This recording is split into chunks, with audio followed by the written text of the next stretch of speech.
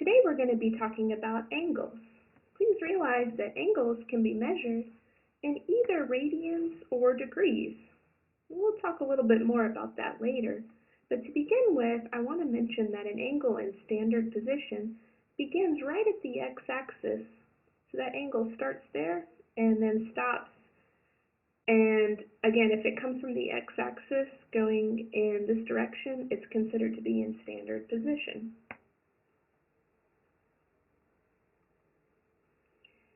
The angle could be measured in degrees, so for example, this is 30 degrees. Or you could be measured in radians. In this particular case, if an angle is 30 degrees, it also could be measured as pi over 6 radians. It's really just two different ways of measuring an angle. For example, you could measure something in feet or in meters, just a different way.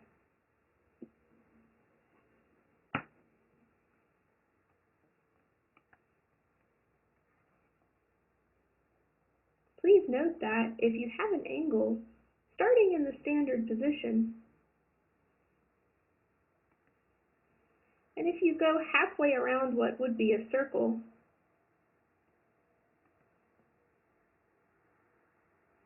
then what that means is that you've gone 180 degrees. Or in radians, that would be going pi. So again, going halfway around a circle, 180 degrees, or if you're in radians, that's pi. Well, I think most of you know, if you've ever done skateboarding or diving, right? If you do a complete circle, that's called a 360, right? 360 degrees. Or if you're measuring in radians, it's 2 pi. Now realize that in the past you may have used degrees most of the time, but in your course, your math courses, radians is actually going to be the more common form to use, so just be aware of that. While you do need to know both angles and radians, it's more common to do calculations using radians. Let's do an example where we need to switch back and forth between degrees and radians, since you do need to know both. So as an example, suppose that we were asked to convert the angle 30 degrees to radians. Well, the way you convert from degrees to radians is, first things first, write down that angle in degrees. So here we have 30. And what you need to do is you need to multiply it by the quantity pi over 180. Now notice that you're multiplying a whole number by a fraction here. So what I can do is go ahead and make that first one a fraction as well. Put it over 1. That way we can just do the fraction multiplication here. When you multiply fractions, of course, you do numerator times numerator over denominator times denominator. So here, what we end up with is 30 pi over 180. And then you just need to reduce the fraction. So obviously this is 3 over 18. And 3 over 18 reduces to just 1 over 6. So this is pi over 6. So again, this is talking about the same angle, just measured in radians as opposed to degrees.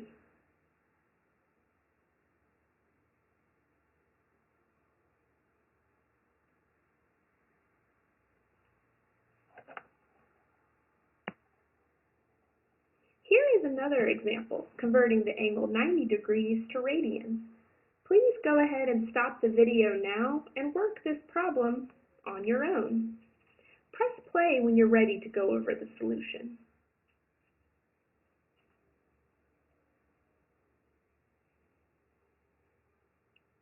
Welcome back. At this point, I assume you have tried this problem on your own and are ready to work together to check your answer. So hopefully when you did this problem, you wrote down the angle 90 in degrees. And to change from degrees to radians, again, you multiply by pi over 180. Well, in order to do the fraction multiplication, I'll go ahead and stick that over 1. This becomes 90 pi over 180. And of course 90 over 180, that's 9 over 18, or 1/2. So this is pi over 2, or that's the same thing as 1/2 pi.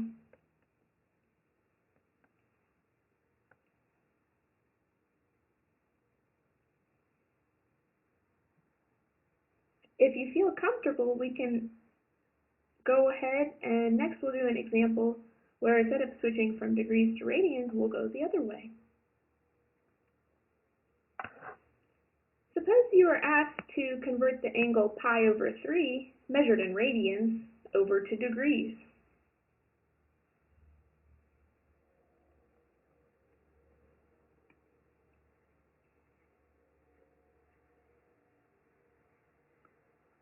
So you have pi over 3. Now remember when we were switching from degrees to radians, we multiplied by pi over 180, right? Well, when you're switching from radians to degrees, you actually multiply by the inverse of that fraction, so 180 over pi. Now, a lot of times when an angle is measured in radians, it has a pi in it. Not always, though, but sometimes it does. Well, in this case, the angle that was in radians, we multiply it by 180 over pi. When we do the fraction multiplication, we do numerator times numerator over denominator times denominator. Well, of course, you can see that the pi's here cancel.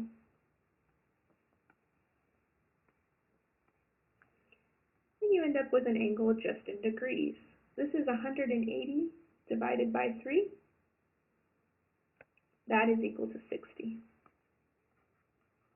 And whenever we measure an angle in degrees, we always want to have that degree symbol up there.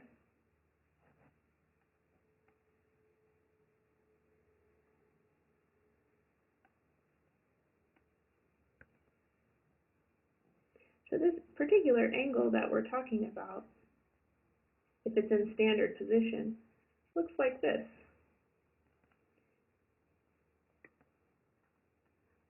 -60 up from the x-axis. So again, this measure could be called pi over 3 or 60 degrees, same thing.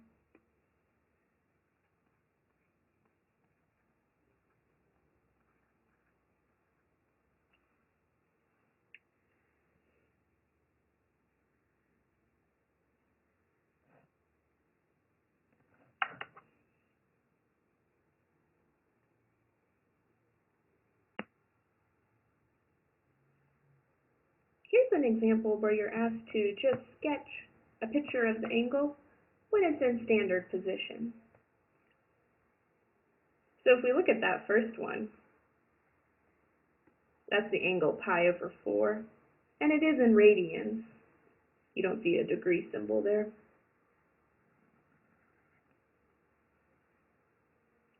Well, we know that if we were going to go all the way around the circle, it would be 360 degrees, right?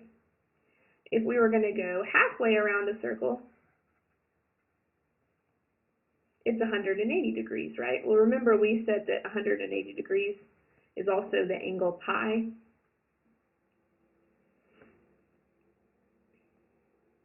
But we're not going all the way to pi, though. We're only going 1/4 of the way. So actually, rather than going all the way to the angle pi, we're just going to go 1/4 of that way,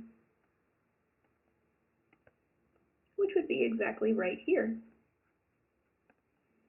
So this angle right here is the angle pi over 4.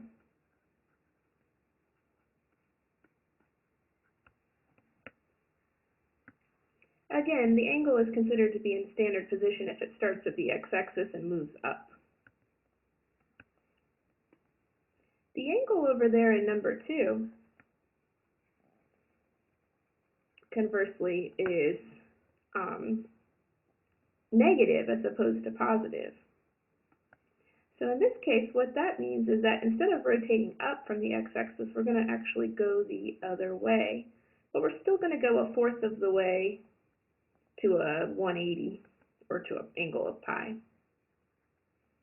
So in this case, this angle right here is actually the angle negative pi over 4. So it's also in standard position, but it's just rotating the other way because it's negative angle.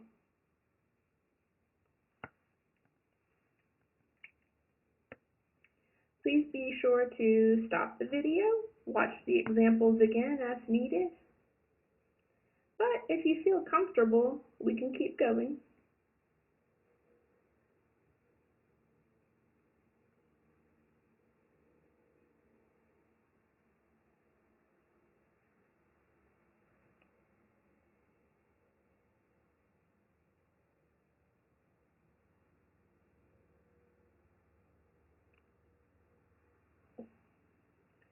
Here is the formula. It gives you the length of a circular arc.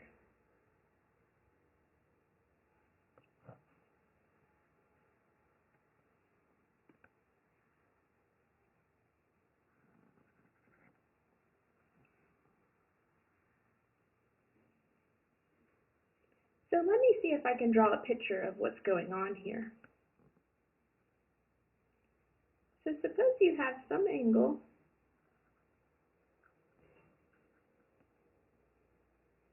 and a line with a particular radius. Let's just call it R to be general.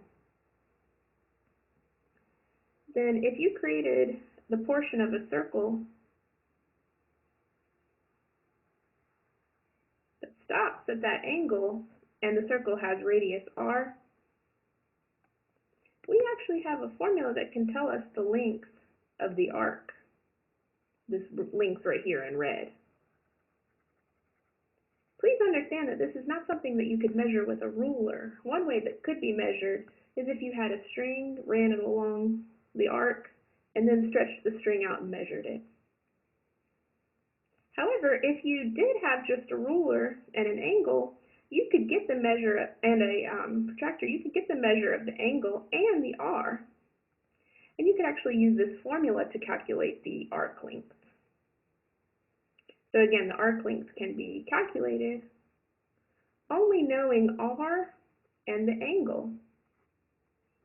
So again, that R is the radius, and that angle, that value called theta, is the angle.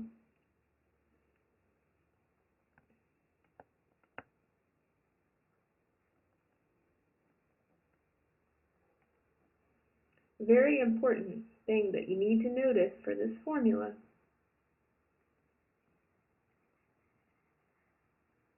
is that this formula works when theta is measured in radians.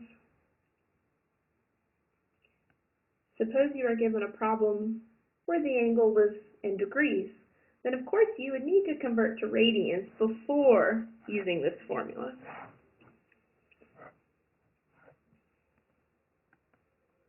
So again, this formula, that S equals R times theta, only works if your theta is measured in radians. The radius, however, can be measured in any sort of standard measurement. What happens is that at the end, your arc length is measured in that same value. So for example, if you're measured in meters, then your arc length will have a measurement of meters as well.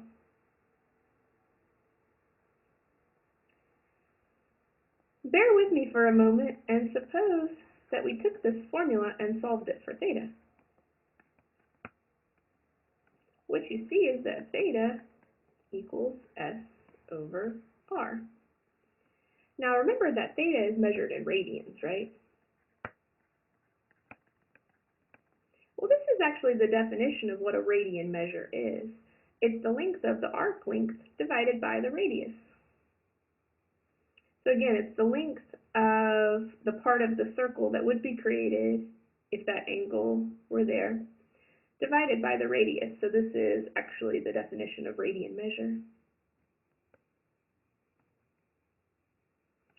If you feel comfortable, we're going to go ahead and do an example where we're asked to find the length of a circular arc. So please remember the formula S equals R times theta. So write that down on your paper and get ready to try the next example.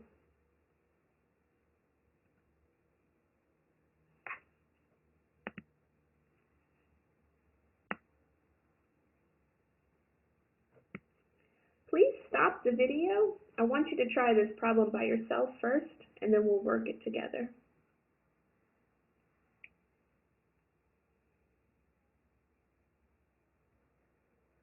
So I assume if you're back that you've tried this problem, worked it out to a solution, and are ready to discuss the results.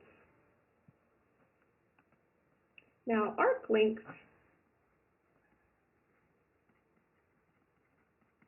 as we said before, is given by the formula S equals R times angle theta. Well, the problem says that the circle has a radius of 10 inches, so that's going to be our R. That's the radius. Our angle is 120 degrees. Now, if you'll remember, if we're in degrees, we need to change to radians before we're allowed to use this formula. So we need to take the angle 120 degrees and convert it to radians. So if we're going to convert 120 degrees to radians, remember how we do that? You multiply the quantity by pi divided by 180. So we're doing fraction multiplication here, numerator times numerator, over denominator times denominator. Now, as you can see, this becomes 120 over 120 pi over 180. Well, that's 12 over 18, and if you take a 6 out of 12, you end up with 2, and if you take a 6 out of 18, you end up with 3. So this reduces to 2/3 pi. Also could be called 2 pi over 3. Now let's go back to our calculation using the formula, the S equals R times theta. So our arc length is equal to our radius times our angle. Well, our radius is 10 inches, and our angle, 2 pi over 3.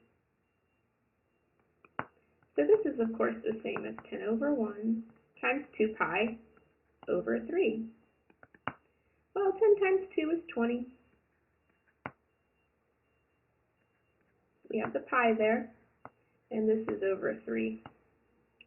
So this is actually the length of the arc that's intersected by a central angle of 120 degrees.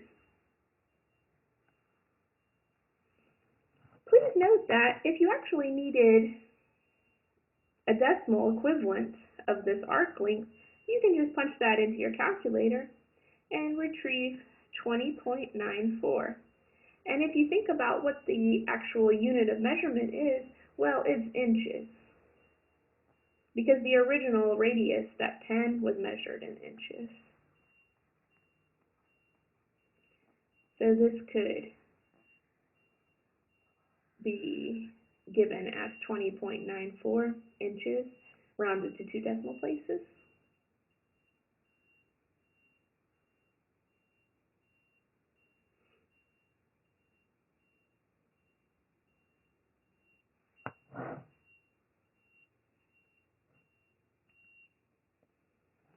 I want to remind you of a few quick things before you go. One concept is quadrants. So when you think about going through the quadrants, you think about as if you were doing an angle from standard position going this way, and then you just go through and name them. This is quadrant 1 right here, quadrant 2, quadrant 3, and quadrant 4. So I just wanted to make sure that you're aware of those different quadrants. I also wanted you to think about, remember we mentioned that if you go halfway across a circle, the angle is pi if you're in radians. And if you go completely around the circle, the angle is 2 pi in radians. So if you go this way, the angle is pi, right? Well, suppose you only went half of that, then the angle is pi over 2. If you went 3/4 of the way,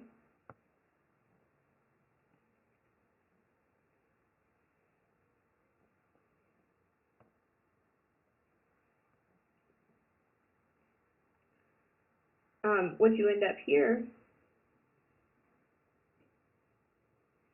is the angle 3 pi divided by 2.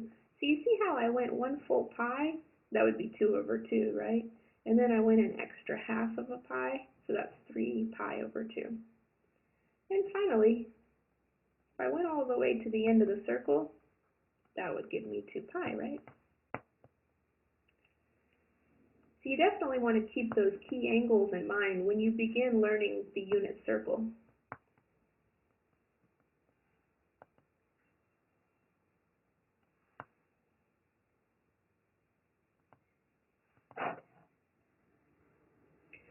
One more topic I want to mention to you, coterminal angles.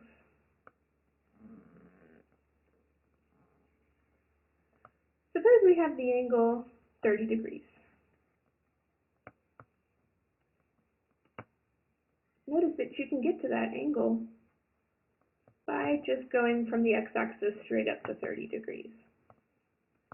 Also notice that you could get to that same ending point if you went all the way around the circle and then came back and then went a little bit further than a full revolution and stopped again at this 30-degree mark.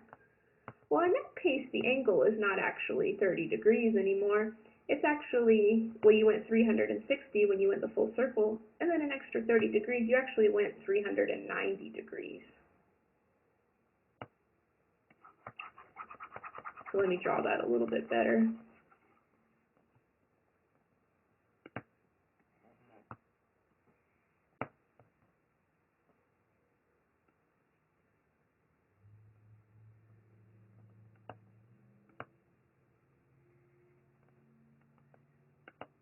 So again, when you went straight up from the x-axis, that was 30 degrees. But if you did a full revolution and then landed at that spot, that would be different. So let's consider making a full revolution and then landing up at that same spot. That would be 390 degrees rather than 30. They're not actually the same angle because one of the angles did a revolution and the other one didn't. They're not exactly the same, but we do have a particular term that we use when the angles terminate at the same spot, meaning that they end at the same spot, and that's coterminal. So in other words, 30 degrees and 390 degrees are considered to be coterminal angles.